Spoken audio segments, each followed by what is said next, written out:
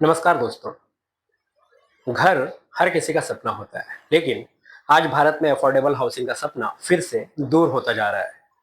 एक ओर सरकार कहती है हाउसिंग फॉर ऑल, और दूसरी ओर हकीकत यह है कि अफोर्डेबल प्रोजेक्ट्स का सप्लाई लगभग आधा हो गया है। तो सवाल ये है, क्या घर अब लग्जरी बन गया है या रिफॉर्म्स के जरिए ये सेक्टर दोबारा रिवाइवल की तरफ बढ़ रहा है? आज हम बात करेंगे इंडिया के अफोर्डेबल हाउसिंग हर्डल्स की कहानी और यह इन्वेस्टर्स के लिए कितना बड़ा मौका बन सकता है। एनारॉक की रिपोर्ट कहती है कि अफोर्डेबल हाउसिंग सेगमेंट्स यानी 50 लाख के नीचे के फ्लैट्स 2025 के पहले क्वार्टर में शार्प फॉल देखने को मिला।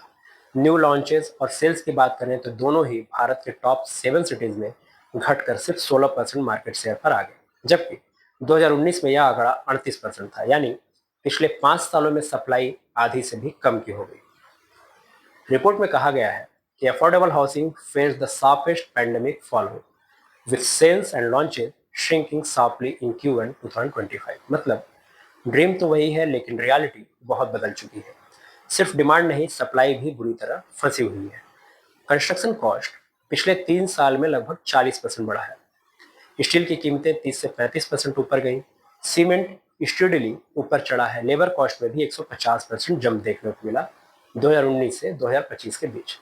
डेवलपर्स कहते हैं जो फ्लैट हम 35 लाख में बना सकते थे, अब उसकी कंस्ट्रक्शन कॉस्ट ही 32 लाख तक पहुंच गई है।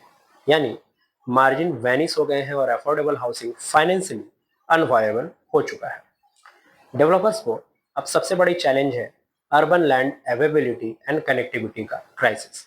फेरीफेरल एरियाज में जमीन सस्ती है, पर रोड्स, वाटर, पावर कनेक्टिविटी कमजोर। इससे टाइमलाइन बढ़ जाती है और हर डिले प्रोजेक्ट की कॉस्ट को 10 से 12% तक बढ़ाता है। यानी हाउसिंग सिर्फ शेल्टर नहीं, भारत की प्रोडक्टिविटी और ग्रोथ का हिस्सा भी है। 2015 में लॉन्च हुआ था प्रधानमंत्री आवास योजना यानी PMAY। इसका एम था इंटरेस्ट सब्सिडी और क्रेडिट लिंक्ड असिस्टेंस देकर लो इनकम फैमिलीज को घर खरीदने में मदद करना। 2024 में आया PMAY 2.0, लेकिन ग्राउंड रियलिटी मिक्स्ड ही रही।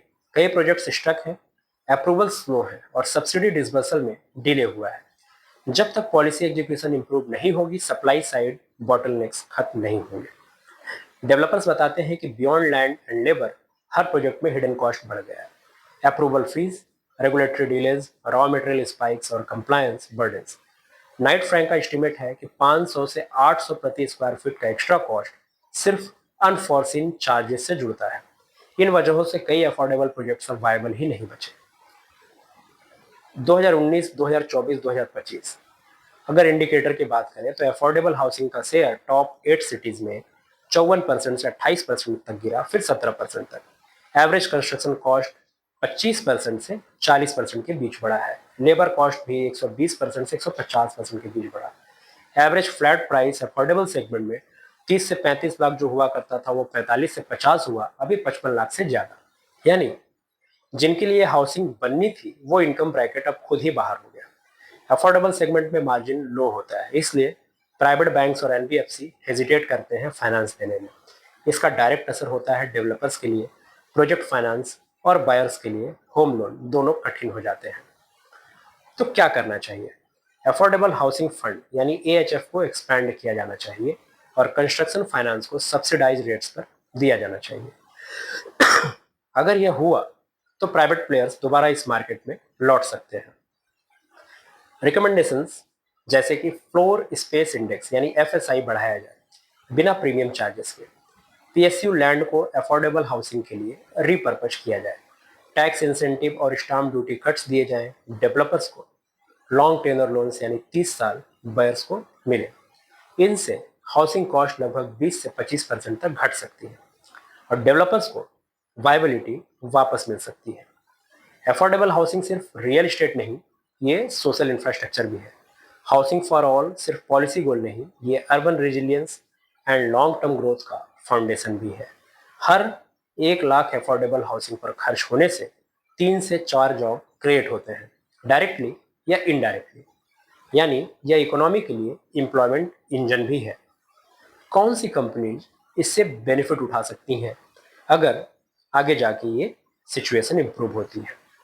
तो सीमेंट सेक्टर में देखें तो डिमांड रिवाइवल से UltraTech Cement, Ambuja, Dalmia Bharat, JK Lakshmi, Shree Cement जैसे प्लेयर्स को डायरेक्ट फायदा होगा। स्टील एंड मटेरियल सेगमेंट में Tata Steel long products, SAIL, JSW Steel, APL, Apollo, Godavari Power affordable housing drivers, rebar and pipe demand से फायदा हो सकता है। Tiles, paints and pipe segment में देखें तो Kajaria Ceramics, Somany, Asian Paints, Nerolac, Astral Pipes, Supreme Industries, Finolex interior demand booster.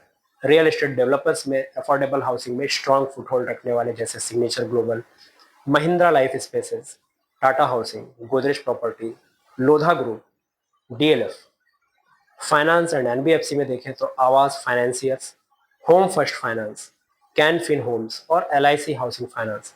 Government push के साथ अफोर्डेबल होम लोन्स में रिवाइवल की भी संभावना है। इंफ्रा एंसिलरीज जिनको फायदा हो सकता है उसमें PNC Infratech, cap site infra projects, PSP projects, NCC, urban infra और हाउसिंग प्रोजेक्ट्स में ऑर्डर इनफ्लो बढ़ सकता है। FY26 में पीएमए 3.0 और affordable housing fund reforms expected है। अगर लैंड पुलिंग और इंटरेस्ट सबवेंशन स्कीम सिंप्लीफाई की जाती है तो डेवलपर्स दोबारा अफोर्डेबल सेगमेंट में एंट्री करेंगे। Cement and housing finance sector FY26 से 30 के बीच में 8 से 10% CAGR से ग्रो कर सकते हैं। Urban housing shortfall 2.5 crore units है। यह आने वाले दशक का सबसे बड़ा पॉलिसी ड्रिवेन इन्वेस्टमेंट थीम बन सकता है। दोस्तों, हाउसिंग सिर्फ ईंट और सीमेंट की बात नहीं है, यह मिडिल क्लास इंडिया के ड्रीम और नेशन बिल्डिंग दोनों की कहानी है। आज सप्लाई दब गई है लेकिन डिमांड अब भी जीवित है, और जब भी रिफॉर्म्स अनलॉक होंगे अफोर्डेबल हाउसिंग फिर से इंडिया की ग्रोथ स्टोरी का बैकबोन बनेगा। इन्वेस्टर्स के लिए यह मौका है लॉन्ग टर्म एक्यूमुलेशन का, जहां short term slow down future multibagger बना सकता है। क्योंकि एक बात तो तय है, इंडिया का ग्रोथ मॉडल बिना हाउसिंग रिवाइवल के पूरा नहीं हो सकता। Thank you.